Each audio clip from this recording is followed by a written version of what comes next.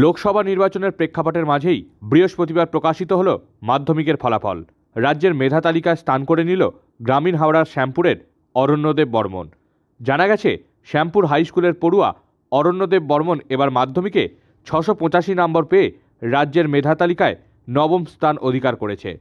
অরণ্যের বাবা গোবিন্দ প্রসাদ বর্মন পেশায় একজন অধ্যাপক, মা গৃহকর্ত্রী।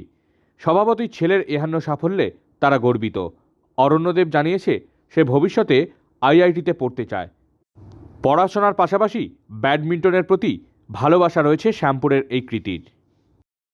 ইচ্ছে একটা ছিলই, তবে মানে হাওড়া জেলা থেকে যে একমাত্র আমি র্যাঙ্ক করতে পারবো এটা ভাবিনি, ভেবেছিলাম আরও অনেকজন হবে।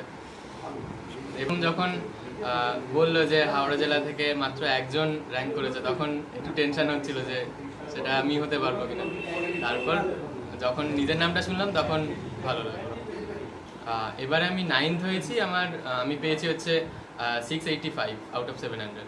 হ্যাঁ, আমি বাংলায় পেয়েছি 98, ইংলিশে 96, ম্যাথে 99, ফিজিক্যাল সায়েন্সে 97, লাইফ সায়েন্সে 100, জিওগ্রাফিতে 100 আর হিস্ট্রিতে 95। মা বাবা সবাই খুব খুশি, বলছে যে আর একটু ভালো হলে ভালো হতো।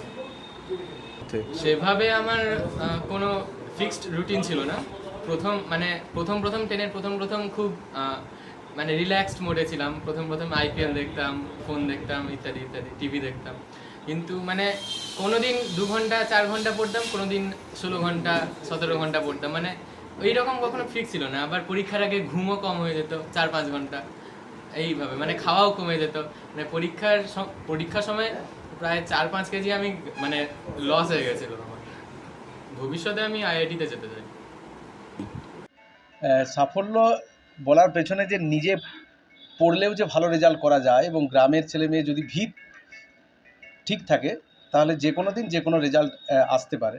আমি প্রথম থেকে আমার ছেলের ক্ষেত্রে সেই জায়গাটা তৈরি করার চেষ্টা করেছিলাম যে ভিত তৈরি করতে হবে, আর সেই জায়গাটা আমি আজকে মনে হচ্ছে আমার সাফল্যের জায়গাটা হয়েছে। আমি আমার সমস্ত অভিভাবক যাদের ছেলেমেয়েরা আগামী দিনে মাধ্যমিক দেবে তাদের কাছে রিকোয়েস্ট করব যে নাম্বারের পেছনে ছুটে কোনো লাভ নেই, নাম্বার ওর পেছনে ছুটবে, তার জন্য বইয়ের প্রতি একটু নজর দিন এবং ভিতটা তৈরি করার চেষ্টা করুন।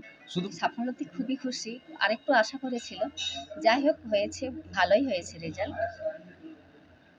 আত্মীয় পরিজন সবাই খুশি, সবাই ফোন করছে, সবাই কনগ্রেচুলেশন জানাচ্ছে, সবাই খুশি। কারণ ওর প্রথম থেকে ও ম্যাথেও ভালো ছিল, ম্যাথের ওর আগ্রহ, খুব ইন্টারেস্ট। তারপরে ওর বাপি চেয়েছিল একটু ডাক্তারের লাইনে যেতে, কিন্তু যেহেতু ম্যাথটা ভালো, ম্যাথের প্রতি ইন্টারেস্ট, সেহেতু মানে ও যেটা চাইছে আমরা তাতেই মানে রাজি আর কি। কারণ আমরা চাই না ওর বিরুদ্ধে যাওয়ার আর কি।